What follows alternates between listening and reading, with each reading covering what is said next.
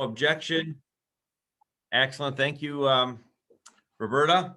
So due to the efforts to contain the spread of COVID-19 and to protect all individuals and to be comply with the province state of emergency order, the council chambers will not be open to the public to attend council meetings until further notice. As noted on tonight's agenda, if members of the public had any comments, they could provide them by email to the clerk by 4:30 today. Please note that any email comments submitted will be considered as public information and read into the public record later in the agenda. And a reminder that members of the public can attend evening council meetings virtually, and it was noted in this evening's agenda, could be done by contacting the clerk by email prior to 4:30 today to request a Zoom invitation to the meeting. And this meeting is being audio and video recorded and will be posted on the township website within 48 hours. Welcome to this special council meeting this May 31st, 2021. It's 6:15. I'm going to ask, are there any, before we go into confidential, are there any disclosures of pecuniary interest? I see none, Madam Clerk. And so we go to confidential matters, and let me see here. I don't have a mover for that. I'll move it. No, Okay. I have one. There it is. Yes, I see Cheryl Gannan. There we go. No, Oh, I'm the mover. Shelley there we go. Shelley Bradrick. Councilor Bradrick, I'm taking us back. Yeah. Okay. There we go. Yeah. No. Okay. So, Councilor Bradrick, please move us into closed. Of course, moved by myself, Councillor Shelley Bradrick, that the next portion of this meeting be closed to the public to consider the following pursuant to section 239(2) of the Municipal Act 2001.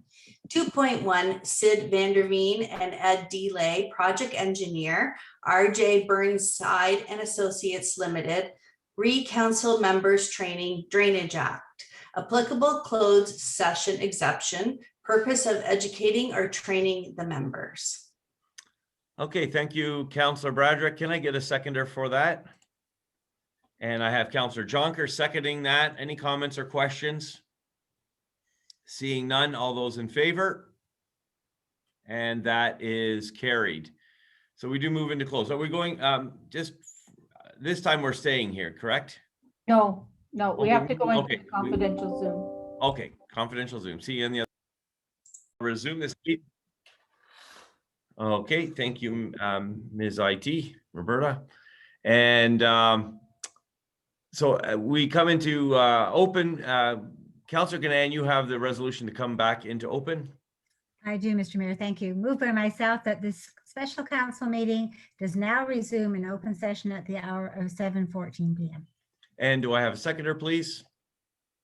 And Councilor Riley, and all those in favor? And that is carried. This meeting is now resumed in open. So I'm going to ask a second time, are there any disclosures of pecuniary interest or conflict of interest? Seeing none, Madam Clerk, we're going to the purpose of this meeting. This meeting is held in accordance with Section 42 of the Drainage Act to consider the engineer's preliminary report for the Mill Creek drainage petition. This report was filed with the clerk on April 14, 2021, and notice of this meeting was sent to those persons and agencies as required by the Act on May 18th, 2021. So this is the Mill Creek drain. We have a motion from staff. It's Councilor Jonker, I believe. It will be reading this. Councilor Jonker, can you go ahead? Yes, moved by myself that report PW-15-2021 dated May 31st, 2021 regarding Mill Creek Drain Preliminary Report meeting to consider be received, and second, that council directs the engineer to proceed with a final report, and 3, that council directs the engineer to proceed with scenario number 2. Okay, so we have that as a motion moved by Councilor Jonker. Can I get a seconder? And Councilor Bradrick as a seconder. So now, before we proceed with discussion from council, I think that we will go to either Ray or Mike to proceed with our a report, or are they gonna kick it over to Ed? So just guide me, someone. I think now's a good time for Ed to do his presentation. Okay, thank you. So Ed DeLay, you have the floor. Go ahead, sir. Perfect. Thank you very much, Mr. Mayor, Council. I'm just going to share my screen. And can everyone see that all right? Yep, we can see it. Perfect. All right. All right. Well, thanks everyone for being here. So we're going to basically do a little overview of the project. I have quite a few slides here, but a lot of them are photos. And my goal tonight is really to give you some information to help you make an informed decision and give some background on this project. So just my little overview here, we'll be going through kind of an introduction into the, why we're at this meeting tonight, existing conditions on the ground, so proposed solutions, and then really just the next steps that where we go from here. So what is a municipal drain? I don't know how much familiarity we have here, but municipal drain can be a lot of things. So typically it's a channel or a pipe system used for either surface or subsurface drainage. And subsurface drainage, we're talking about field tiles or systematic tiling on a farm. But really the Drainage Act is a system or a framework that enables landowners to get outlet for their water. That's really what it is. If you don't get along with your neighbor, it's especially beneficial. But if you do, it's still a framework to divvy out those costs at the end of the day. And also it's administered through the municipality, which there is some independence there. And again, the appointment of the engineer, there is a section of the act that says the engineer has to act fairly and impartially. So there's that as well, because a lot of the time you're acting as a mediator as well. And also there's agency review of the work that happens. So we'll get into them later, but in this case, the Department of Fisheries and Oceans, the local conservation authority, Niagara Peninsula, and also the Ministry of Environment, Conservation and Parks, they'll be looking at this as well. So really when it boils down, it's a community project, and it involves a watershed. And really the watershed is, we'll get into in a second here, but the watershed is really built around those properties contributing water to the project. Under the Drainage Act, those are also the properties that will pay something towards the project. And so we call it a user pay system. Another big benefit is the legal existence. So when the final report will be created, there'd also be a municipal bylaw associated with that. And under that, that's what gives the legal standing to the drain. And therefore, that's really what you're using, again, to drain through other people's properties, but again, also to be able to charge those assessments to the properties. And at the end of the day, it's municipal infrastructure that the municipality is charged with taking care of. So the watershed boundary, like I just kind of explained there, the limits of the watershed should be the high area surrounding that area.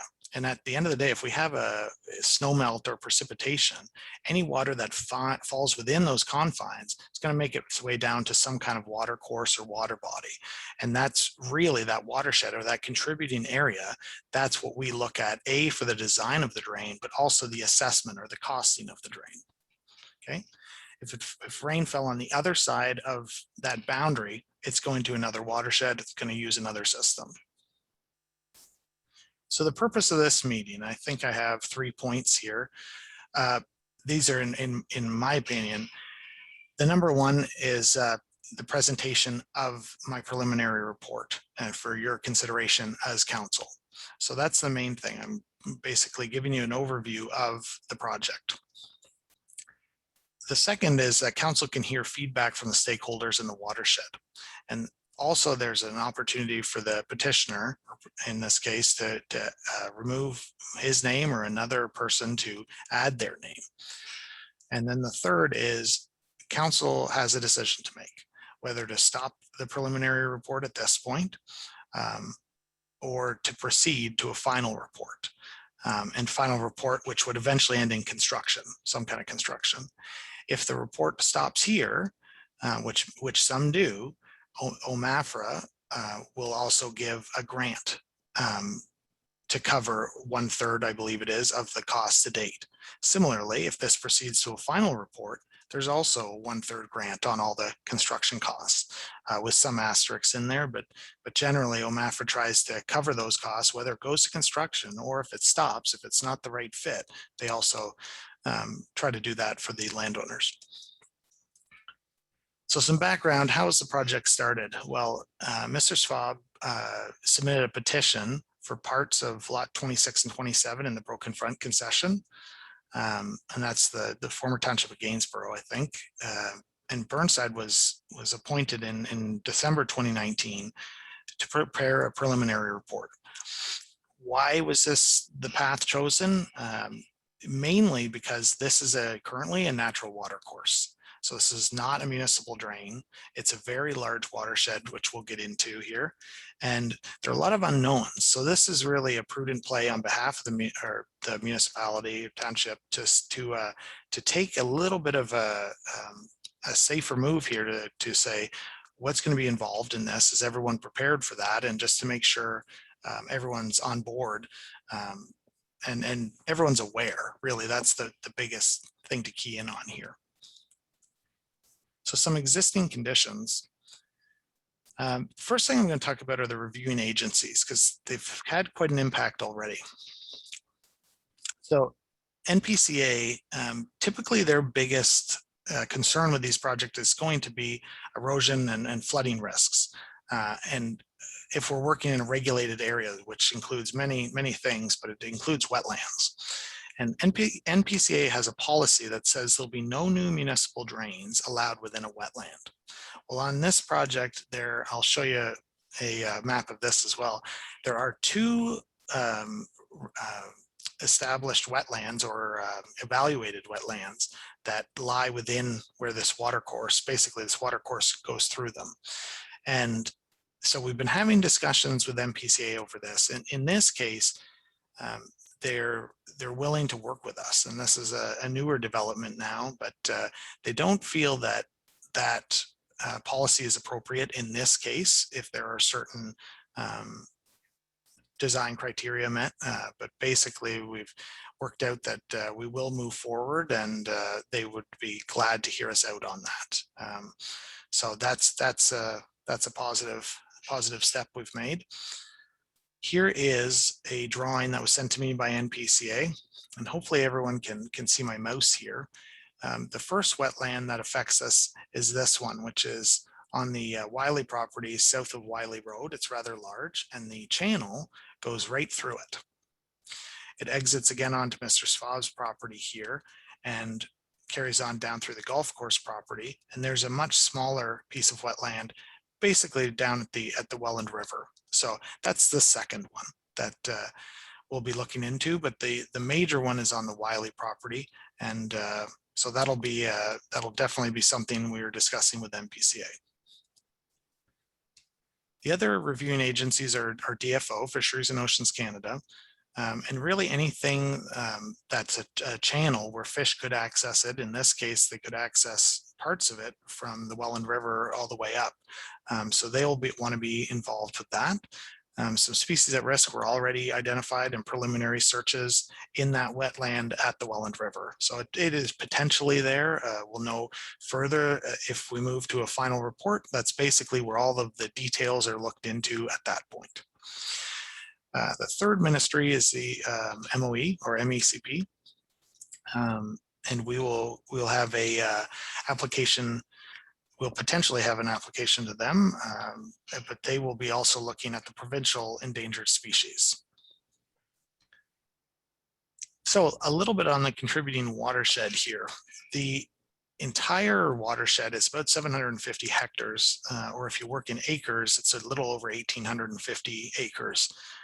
It's predominantly agricultural, smaller areas of woodlot, as we've seen, treed wetland, residential, road right-of-way, and a couple others of smaller areas. The boundary extends from the Welland River all the way north to Vaughan Road And on the west side, Boyle Road, on the east side, pretty much around Victoria Road, Regional Road 24. And it includes land primarily in West Lincoln, but also a little bit in the town of Pelham. And the next one here, if it loads, this should be this is the larger map included with the report. And basically this is showing the catchment or the contributing watershed for the entire drain.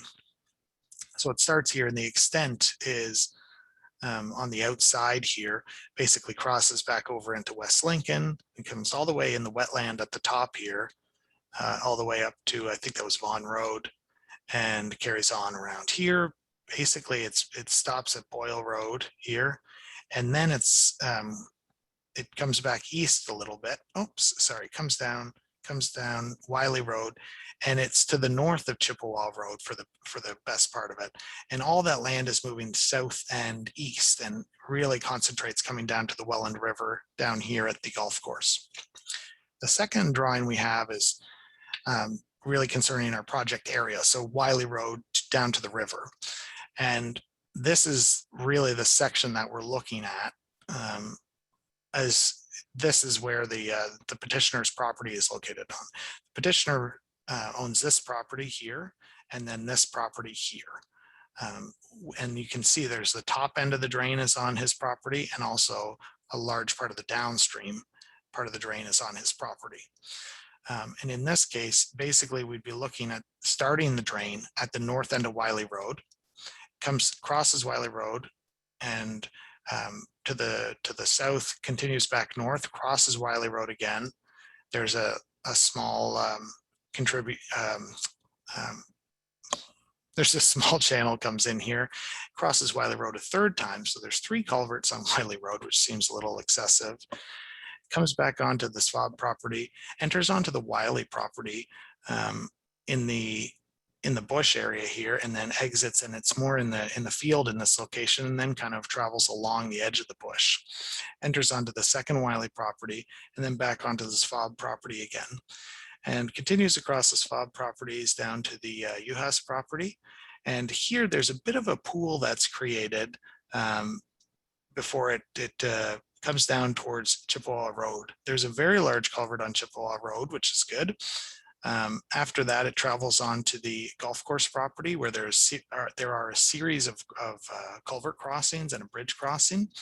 And at the very bottom here, this is where that smaller wetland is, and the grade is very flat through there before it enters one final culvert into the river. And we can come back to that later if we need to. So the contributing watershed, some other details in here. The soils, very important in this case. The majority of them are Haldeman silt loam with some areas of clay loam. So really what that means to us is they have moderate to high runoff potential. So very tight soils. The average gradient of the existing channel, it's approximately 0.2%, and that's not very much. And just some examples to help visualize that, that's about 20 centimeters or 8 inches of fall over 100 meters, or about 2 meters of fall, roughly 6 feet over a kilometer of channel. So it's not very much. Again, that's the average gradient. There's some steeper and some flatter. But what that means to us is that the channel we'd be looking at building is going to be relatively large because it's quite flat. If we had steeper land, you can make the channel a little smaller because it doesn't take as much to move that water. Again, we're looking at it from a very preliminary point now to give an idea of what we might be requiring. So I thought it'd be helpful if we started at Wiley Road and basically went down along the channel so you could get a sense of what we're really looking at here. And we're going to be looking at a mix of Google images and then our meetings. My first site meeting was in April 2020, and the second one was our on-site meeting in August 2020. So you'll notice the difference in the water, that's for sure. So that this is at the very top end in Wiley Road, and we're looking downstream. The channel is over here on Mr. Svab's property. And then this is where it comes back towards Wiley Road. This is the second crossing. So we're looking south now.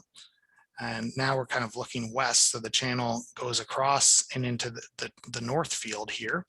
And then if you can see this yellow sign, it comes back around further down here again. So this is where it's coming in, that we're looking north. It's coming back into the culvert. Now we're looking west and south. So we're coming out of this culvert. And again, we're on Mr. Svab's property. And the tree line here, this is the property line with the Wiley property. And this is where things start to get interesting on our site visit. So as you can see, the channel's actually not very big. I think the next photo is going to show you better, but the channel's not huge. It's basically all at the surface. There's a lot of erosion happening and a lot of deposition. So this is very mucky in here. That's not a technical term, but I think you get the picture. This is basically at the property line, and this is where you start to see all this pooling water. And this was in our April visit. And we were told after this that you see the end of this tree here, I think we have a beaver issue. So Mr. Wiley had told us at our August meeting that he has dealt with the beavers. So I don't believe it looks like this anymore, but beavers seem to be a continuous problem, and it's something that many municipalities across the province struggle with for maintenance. It's, as you can imagine, if you have very low gradient in a drain, beavers will build very effective dams in those locations. So the Drainage Act is really very good in those situations as well, because when you're doing the beaver removal, those charges can then be assessed back to those in the contributing watershed. So it pays dividends that way as well. So we're on the Wiley property now at the property line, looking further downstream. Again, you can see it's very flat in here. This is part of the wetland that's outlined on the NPCA documents. Very flat, lots of water in here. Here is the actual one of the beaver dams here, which I believe was taken out. But you can see even downstream, this is basically surface drainage. It's flooding outside of the banks. The banks are not, probably about a foot maybe or 2 feet deep. This channel is at this point. The water here is a little bit more than that at this time. So now we've come out of the bush there, and you get an idea of how this channel looks. It's very shallow. That's one of the issues Mr. Svab's been complaining. What he wanted addressed in his petition is that it's not deep enough, and you're having flooding issues. But if you wanted to tile drain the property, it's not deep enough either. So you'll see that a lot in these photos. So now we're looking west downstream at this point on the Wiley property. This is where it comes out into the field. So from here, we're looking back upstream.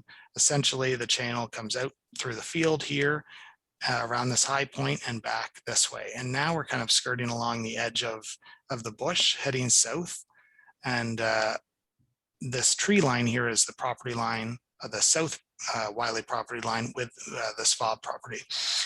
So we're now on Frank Svab's property.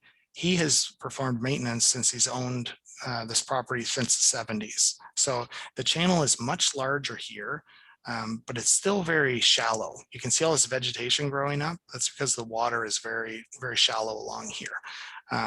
This soil in here, there's a bit of a sand vein. So the banks get very vertical, and then they erode, and the bank falls into the channel. So then that has to get pulled out. So you're constantly fighting against having a wider and wider channel here, because the water is going to go where it wants, and lots of erosion happening.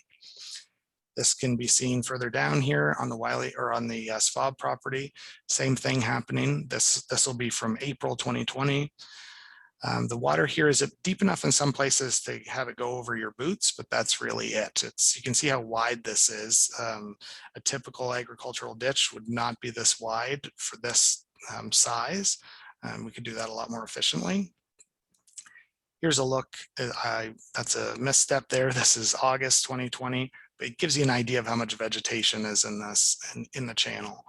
And I thought I'd show in this photo, it's another opportunity we have presented in our 3 options, that we'd have a buffer, a grass buffer on each side of the channel, which would be part of the drain.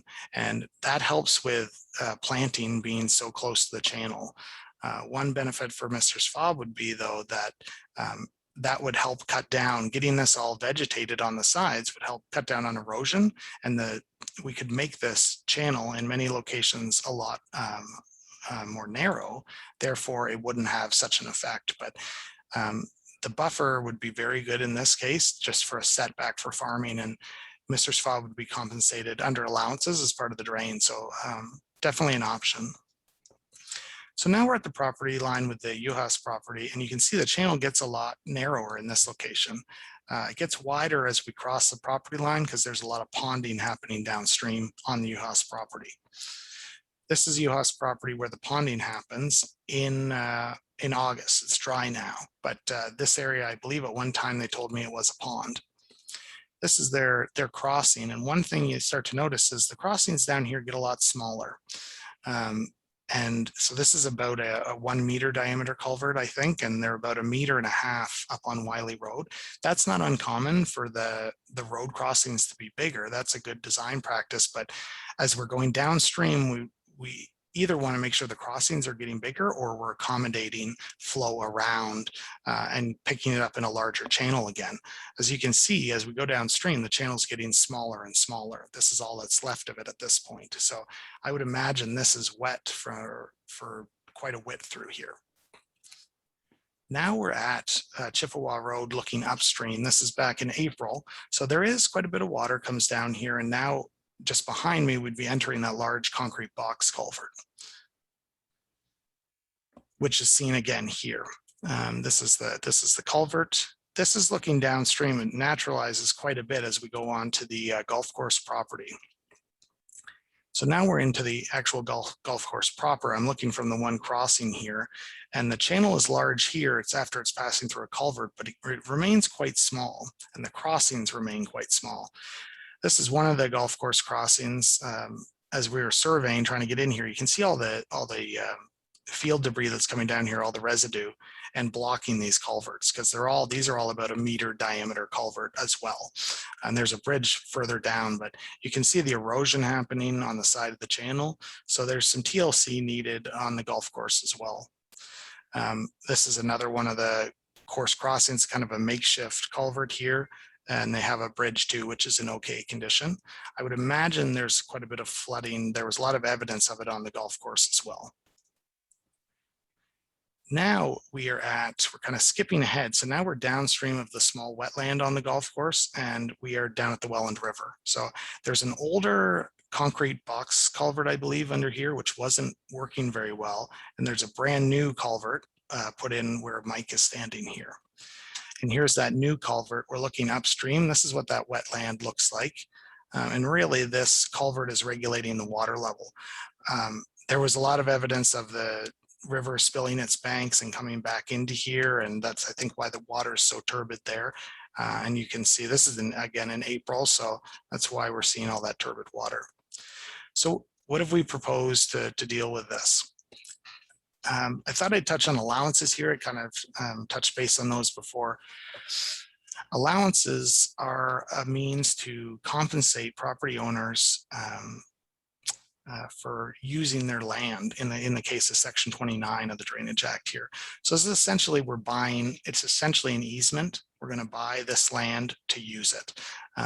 For the channel that's already there, we don't need to buy that because it's a natural water course. But if we're going to extend that width-wise, we need to buy that. And we also need to buy the land beside it, typically a 10-meter width, for maintenance purposes and for the original construction. Basically 10 meters are wide enough to get in an excavator and put the spoil or the excavated soil to the side. The second one we'd use would be Section 30, and this is allowance for damages. So basically anywhere there was a crop in play, this is where we use this. You can see here that width, this is for construction of a tile drain or a pipe system, was about 20 meters wide. You need somewhere to drive, you need to put the drain in, and you need to store the soil somewhere. So a lot of corn in this case gets used. We compensate them for those input costs. If we're going across someone's lawn, such as on the golf course, we would either include that as part of the cost of the drain, or we would give them an allowance and they could do the work themselves. A lot of time, if you're very picky, that's the chosen, that's what they elect to do. So I've copied some of this out of the report. I'm not going to go through each of these things, but basically we have 3 scenarios on the table today, and I do believe Ray added a 4th, and we'll just chat about this quickly. So basically, number 1 is to do no construction. Basically, we're talking about establishing the drain as a legal entity, and that's really it. The 4050 here, the drain we're talking about is about 4 kilometers long. That's the section. That would include the engineering to do the final report on this, and basically create a municipal drain, create drawings that say this is how you'd maintain it in the future, but do no actual construction. It would also include establishing the allowances we talked about, so the right-of-way, the working space beside the drain, and the damages for any work that had to happen. The included allowance also would include the grass buffer, which would be 3 meters on each side of the channel. Oops, I'll just go up. It's my fault. So construction 0, allowances at 125,000, engineering at 82,000, and other is interest, contingency, which is the big one in there, construction contingency and project contingency. And what's the third one is interest and net HST. So that would be a total of 235,000 at this point. Keep in mind, we're at a very preliminary stage. We have costed this out, but we would get to a much more refined number as we went to a final report. The scenario number 2 would be channel cleanout and bank stabilization only. So by cleanout, we mean we'd go along the channel, remove any eroded material that had deposited. So basically any of the silt in the bottom of the channel to make it functional again. There may be some minor high spots that had to be removed. And then any area that was eroding, we have a contingency, or we have a lot of riprap in here or stone to protect those sides, and also regrading of the channel side slopes, and that would just help it be more protected. There's also money in here for hydroseeding the channel banks, and again, that's erosion protection. In many of these situations, rock is great, but really having vegetation on the side of the channel, that's going to be your best bet. We've also accounted for environmental features such as sediment basins to deposit excess sediment in conjunction with riffle structures, which help aerate the water and hold back water, and sediment control structures. So a lot of the time we use these as to help offset the impacts of doing the work for the reviewing agencies. So that's basically if they're going to let us do the work, which may have an impact on a habitat, this helps create a net or an overall benefit to the system so that they'll let the work proceed. And in here, like I said, these costs are estimated at 10% higher than what we've been seeing in tenders, but you know, it used to be quite volatile in the construction market. COVID has just increased that. So costs are definitely very preliminary at this point. So under this one, we'd have construction of 157. Allowances remain the same. Engineering's at 100,000 now because we're adding some in there for construction review since we'd have some construction. So now we're at 410,000. And option number 3 is basically the full treatment. Under this one, we'd be creating a deeper channel throughout the whole system. Exactly what this would look like would depend on the kind of approvals we get back from mainly the NPCA and our discussions with them. But this is the generalized version. So we're looking at something like a 1 meter channel bottom with 2-to-1 side slopes, or for every 1 meter the channel side slope would go up, it would go over 2 meters. And for a depth, we're looking at 1.5 meters to 2 meters, somewhere north of 6 feet. What's the other one here? Okay, the other thing would be, I've added in here a possible channel realignment, and that's a section up on Wiley Road where it enters into Frank Svob's property several times. We would look at straightening that and paralleling the road in those locations. And the other thing would be some brushing and clearing to establish that working space along the channel. We'd have to do that in the second option as well. This would be a little more elaborate. So you can see the quantity of riprap's gone up here a bit, as has the hydro seeding. So basically the channel gets bigger, the amount of hydro seeding gets bigger. And everything else remains very similar. It's just a lot more work. So the construction's at 255,000 now. Allowances remain the same. Engineering again goes up slightly because there's more involved in the project.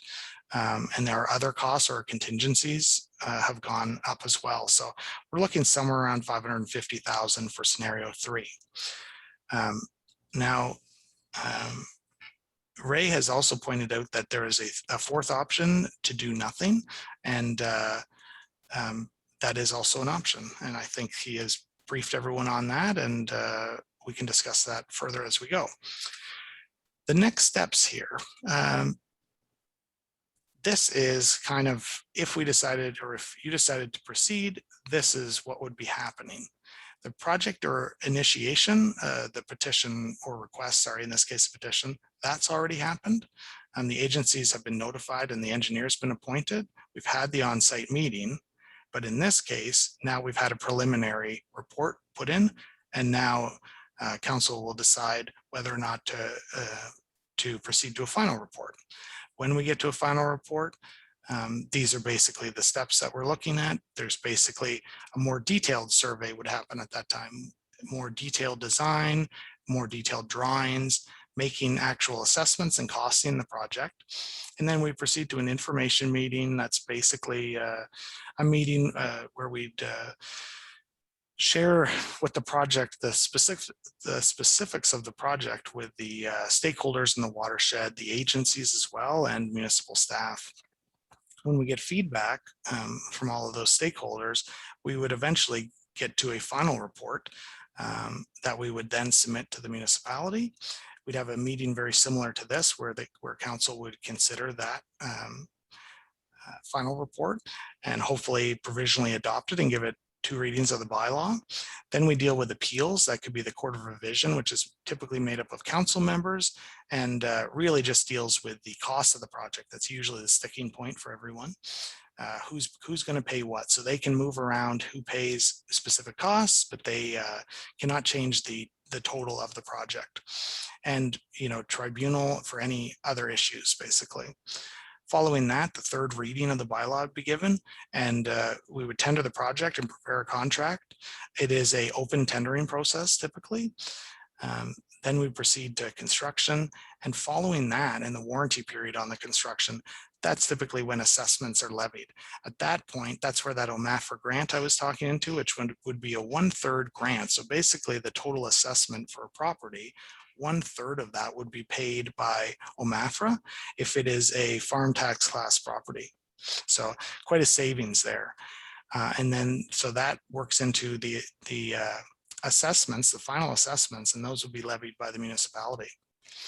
And I believe that is, I know that's a lot of information, and that is the end of the presentation. I'll just give Danielle her contact information as your superintendent and myself as the appointed engineer. Okay, thank you very much, Ed, and really appreciate that, Mr. DeLay. Okay. Anyone have any questions? Download a little bit of information, download, but you know what, I greatly appreciate it. It's kind of up my alley, so I certainly was fascinated by it. Got my head wrapped around it. Anyone else have some questions, comments? Okay, Councillor Ganan. So I appreciate seeing the photographs actually as you went all the way through that. That was much easier. I read your report and but that sort of clarified it. I'm wondering about the time frame, however. So this was brought forward in 2019 and people have been waiting. So if the decision were to go forward tonight, that process that you described all the way through that you just finished on your last slide, at what point would that be completed? Any idea? Well, that is an excellent question. We get that one a lot, I will say. It really varies is my official answer. It's something we aim for under the Drainage Act. After we're appointed for a final report, it should be done within a year. That is very rarely the case. There are more hoops to jump through now than ever before. So that's who I'll blame for this, but with good purpose a lot of the time. So typically we're looking now at, I would usually say 2 years. 2 years, believe it or not, would be a good project, because when we open this up and when we prepare the final report, this is an inclusive process, and there are a lot of opinions to hear. And I think that's part of it. And you're not going to make everyone happy, but that's certainly what we're looking to do. We're looking to satisfy the most people we can with that report. And sometimes everyone is on the same page and we get it done within a year. And I can't remember the last time that happened, but Right. most of the time there is a lot of negative feedback, or people are upset, and people take drainage very personally sometimes, believe it or not, and we will end up with the tribunal. And even after that, people going to the tribunal costs money, so we're driving the cost up, sometimes fighting for no reason. There are so many ways we can make it take longer. We try not to, but sometimes it's just what happens. Thank you for that. I think as I looked at it all the way through, there looked like lots of different places for consultation. And you did talk about having to work through a lot of processes with the NPCA. So I just thought we need to have, and the public need to have some kind of an idea as to the timeframe. So thank you for that. Certainly. Go ahead, Councillor Riley. Thank you, Mr. Mayor. Yeah, I guess my question is more in relation to, hypothetically, if we move forward with this tonight, this is not committing us 100%. This is us just providing some direction to what we want the final report to include, which is currently being recommended through our engineer here, or through the engineer as number 2. And so should more information come forward and cost change or whatever the situation is, I just want to clarify that at a later date, before we approve this final report, that it's at some point going back to staff to come to us as a recommendation. So whether or not we support it or oppose it could still take place. So I just want to verify my understanding is correct. Yes, absolutely. So the information meetings that I'm circling here, that's really pivotal. That's not a step under the act. That's something that we do, and most companies do this, but that's where all the kinks are meant to be worked out. Typically so if we proceeded hypothetically to a final report here, we would have another on-site meeting with the stakeholders. At this time, we're out of the preliminary process. We're now in the final report process. So everyone is at that meeting with the thought that, okay, this is getting more detailed at this point. We're moving forward with this. We have consultation there. Then we have those information meetings after we've gathered more information and presented that to the stakeholders as well as municipal staff. And I think many municipalities brief council at that location. Some of them do a monthly briefing. If council's interested, it really comes down to what you'd like to do. But there are many points in there to voice your opinion. At the end of the day, many of the final decisions come down to the engineer. It is council's, when we would take that final report back to council, it is council's decision whether or not to proceed at that point. And one thing that happens sometimes, if everyone is not on the same page and council says, we don't like what you have in this final report, you can refer it back to the engineer. So a lot of options in there, but we don't like to do that because any of those things, that costs money to print the report and do that again. So hopefully we'd work out that kink at the information meeting stage, and just clear communication lines are usually what we go for. Absolutely. And thank you for that explanation. As you can understand, my primary concern is what this is going to cost and how that cost is being proportionately dispersed. So again, I just, should something change or the municipality has to absorb maybe a larger portion or a portion at all, I just want to be mindful that we still have that option to stop. And I assume the only real difference when that decision was being made and cost would be just the work you've done between now and then, right? So whatever, if we were stopped now, we know what that number is, and then put in 3 or 4 more stages, that price would go up obviously to accommodate that time. But there wouldn't be like we're committed to the full shebang here, right? Absolutely. It's if you can think of it as a consultation with the engineer, we're the ones doing the planning. Everything else is kind of pie in the sky in that way. So until it passes that final consideration with council, then you're committing to, okay, we're going to build this. And so that's why that meeting is held essentially. Okay, awesome. Thank you. Thank you, Councilor Riley. I have a question that I'd like to ask at this point. Is there any merit? You started us right at the beginning of the ditch, more or less. And is there merit to doing, say, the bottom half?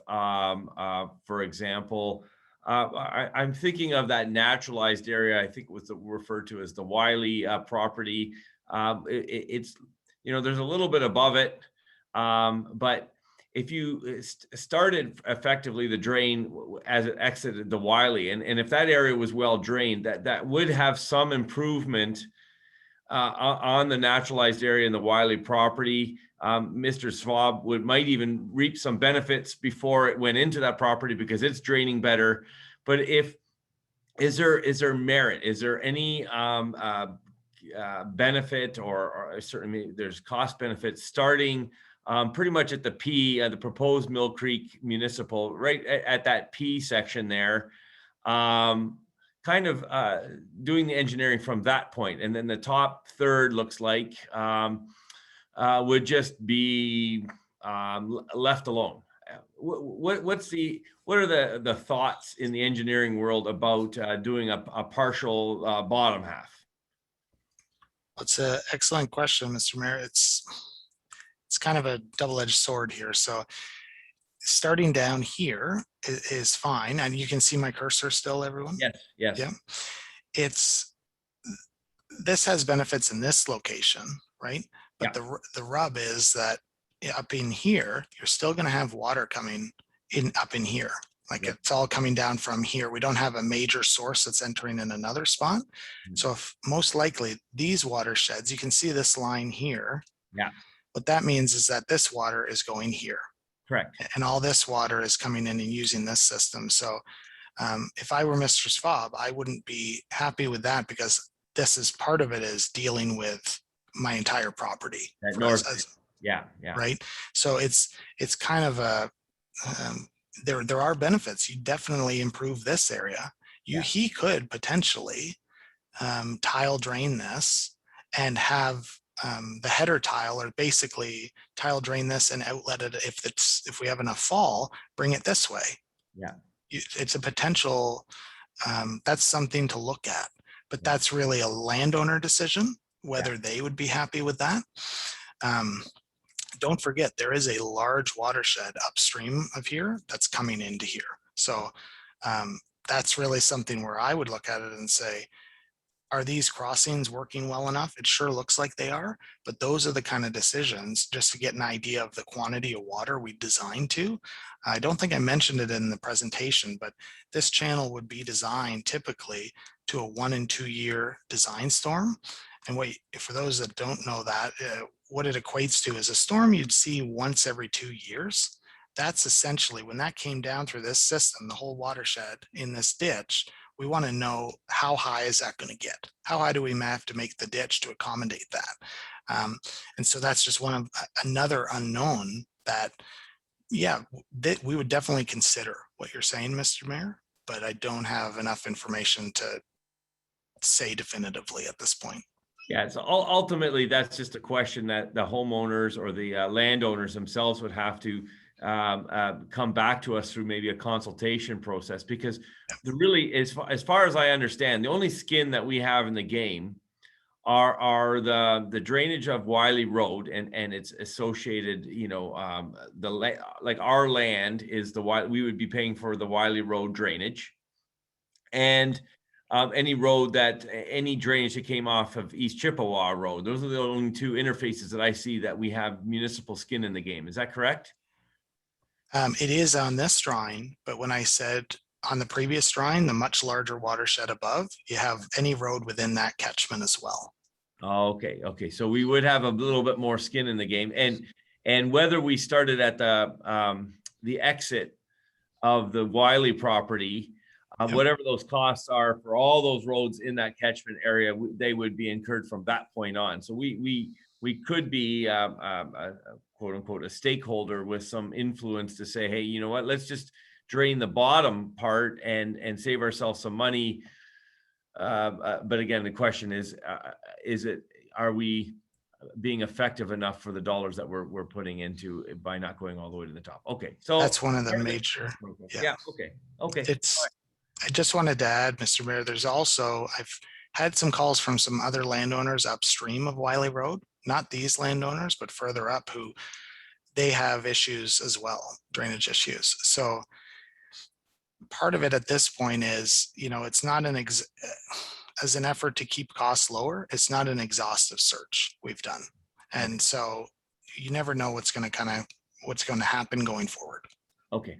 No, I just wondered if there was a partial bottom half solution. All right.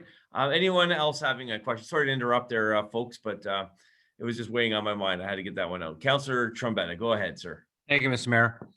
Thank you for your presentation, Mr. Lea.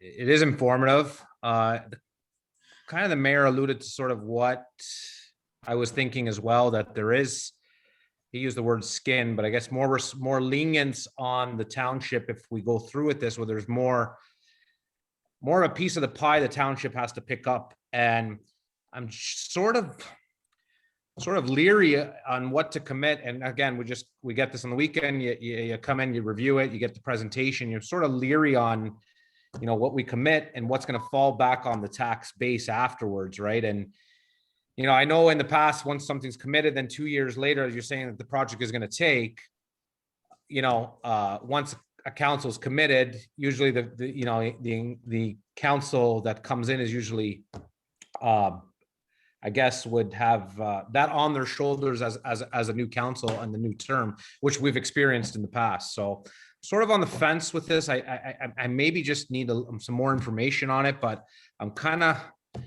I don't know which way I'm thinking on this, but I want to really thank you for your presentation, Mr. DeLay. I really appreciate it. Thank you. Thank you.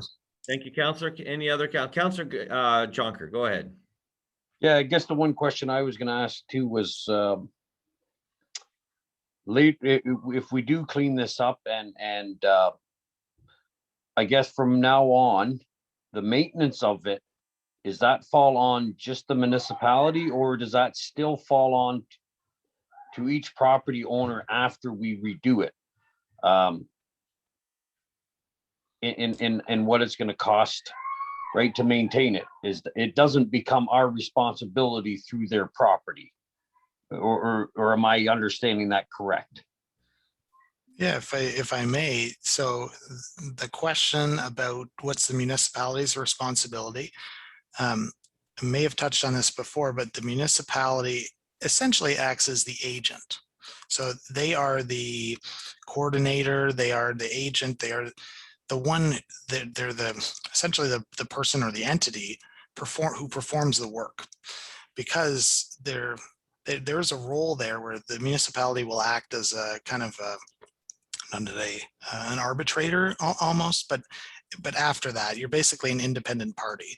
So that's why the municipality is that independent party who coordinates and performs the work for what's required. Say there's a beaver dam, or say there's a lot of erosion and then there's a lot of siltation here that needs to be removed. Typically with a channel system, some municipalities do it very actively, and they will have someone come in every 2 to 5 years and dig parts of a channel out which require it. Others wait 100 years, and then usually we have to do something a little more extensive at that point. The cost of that work is assessed out. We would provide, as part of the final report, a maintenance schedule, and it's similar to the assessments that are done at the time of construction, but these lay out when maintenance is done on the channel, who pays what. So they should be similar percentages, if you will. It's all based on, I'm going to go into some Drainage Act terminology here, but the concept of outlet, which means I always liken it to a train system. When we said before that everyone within the watershed pays a portion of the drain, that's true. If you think of this as a train ride, If you enter at the very top and you're going to ride it all the way down, all the way to the city, you're going to have the highest cost ticket. If you get on down here, you're not using this section. You're only using this section. So you're going to pay less. There's a second section in the Drainage Act, which instead of outlet, it's benefit. And that really means, are you lucky enough to have the drain right on your property? Well, then you'll get another charge. So Mr. Schwab in this case will get another charge, a benefit charge, because he's having this work done on his property. So he can outlet directly to this. So we're getting a little ahead of ourselves, but that's just some ideas. When we break down these costs, that's how we do it. And similarly, when maintenance happens, it's very similar to the whole thing's based on the train ride. So if the work is done for the whole thing and you enter at the very top, then you're going to have to pay that share still. Okay, thank you. You're Thank welcome. you. Councillor Riley again. Thank you. So going back to the petitioners, because I hear like, it's always going to be prorated or whatever. What happens if they move? Like, I'm just trying to figure out, is that just left to the property owners who inherits that property? And could this actually be a potential issue for us for somebody who comes in? I imagine that would have to somehow be disclosed, or whoever, if this situation would even occur, it might not, and hopefully it doesn't. But I'm just trying to think about long-term potentials, and if someone goes and sells the property, does this petition stick to the individual or the property? I guess that's my question. That is an excellent question, Counselor, and one that gets overlooked a lot of the time. So what I've been told is that many, if your lawyer is very thorough, they will always ask the municipality if there is a current petition or an improvement project on the books. Similarly, they'll always ask if there's a municipal drain on the property, because it does not stick to the person, it sticks to the property. Okay. Because that was kind of my concern there, because if hopefully this doesn't apply here, but just thinking worst case scenario, if it's stuck to the property, we could have a few residents that might not even be the applicant themselves, but the other petitioners a part of it, that end up on the hook for this and not realize it. So anyways, thank you. Yes, of course, it's very common. Okay, thank you for the good questions. Are there any final good questions? Okay, then we'll move on from the presentation, and we have a motion before us. It was moved properly by Councillor Jonker, and it was seconded, I believe, by Councillor Bradrick. I'm just trying to exit full screen. There we go. All right. So, councillors, we have a recommendation to go with 2. The review. Mr. Mayor, question. Sorry to interrupt. Yeah, no I'm just looking at the agenda here and how things are laid out. Are we supposed to see if there's any members that want to ask questions of this before we actually vote on it? Like, how does that work? Yeah, I'm trying to figure that out too, because we have a properly moved motion, which is to consider to proceed with scenario 2 and to proceed with the final report, but I don't know if we've got all the information. So May I, Mr. Mayor? yes, go ahead, sir. Yes. So at this point, it would be typical for you to hear from if there are any landowners in attendance, and then proceed I understand to. that Mr. Schwab is with us. So at this time, I'm going to ask Madam IT to Madam Keith to get Mr. Schwab on the phone, or Joanne to get Mr. Schwab. I think he's on the phone. Is that correct? Yes, we've just brought him through. Thank you. Okay.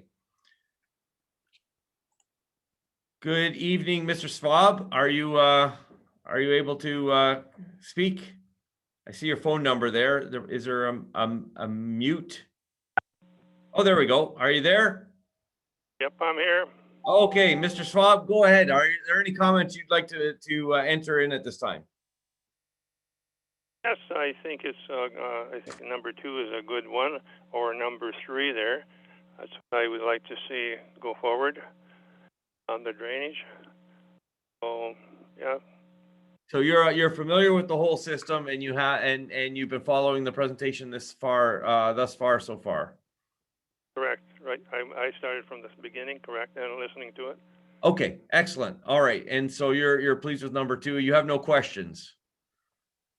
Except if we could go to number 3, it would be my preference, but number 2 would be fine. Okay.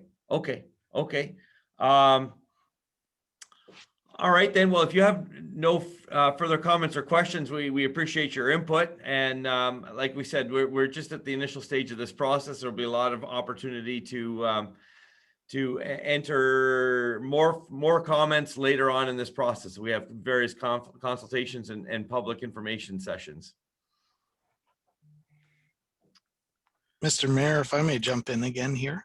Yes, go ahead, sir. Yeah, I'm not sure if this is set in your agenda, but to ask Mr. Schwab if he would like to remove his name from the petition.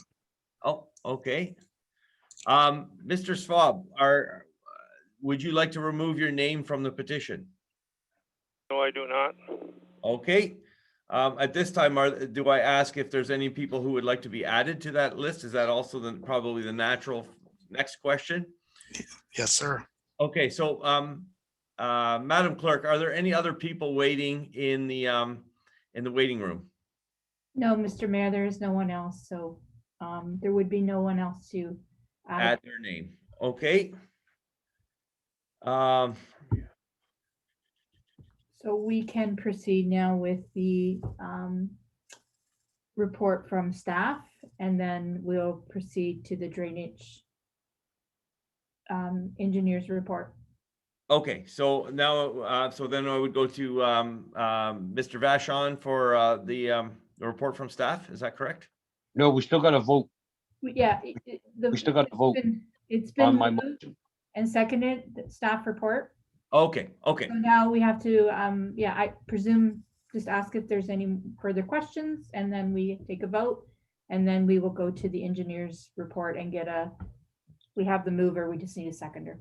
Okay, all right, thank you very much. I thought we wanted to hear more information before we voted, but is everyone understanding that we're going to take up the vote to proceed? At this time, I'm going to call the question. If I don't see any other questions, I'm going to call the question. All those in favor?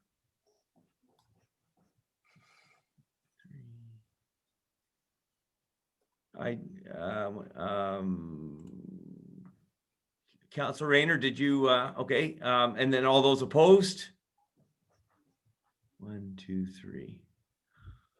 Okay, so it's a tie, 3-3. I'm going to vote in favor, and so this is going to proceed. At this time,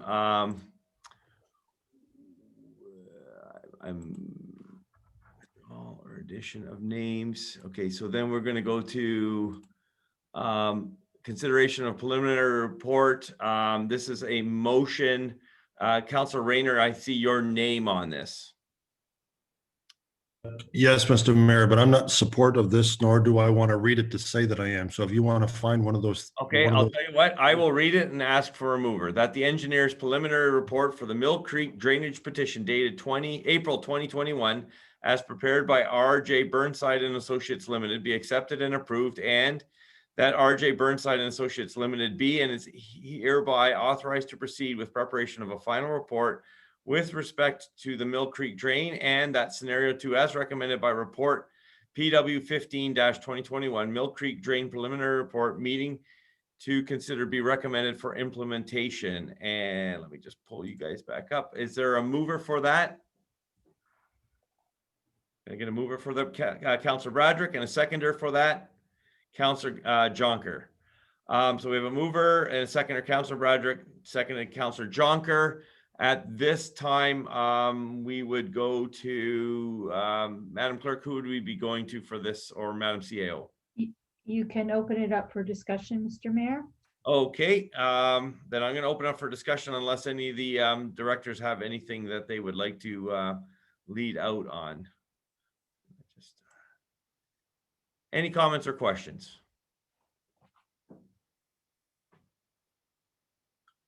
Okay.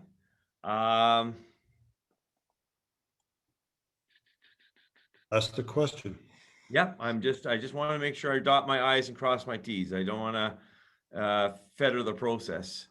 All right, then at this time, I'd like to call the question on that was before us, that we authorize to proceed with preparation of a final report and scenario 2 as recommended. No comments or questions? All those in favor? And opposed? And again, that's a tie, 3-3. So I will vote in favor. So that does carry.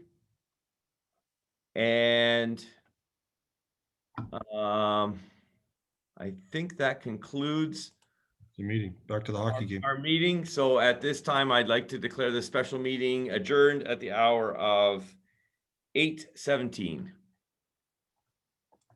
Thank you very much. Thank you.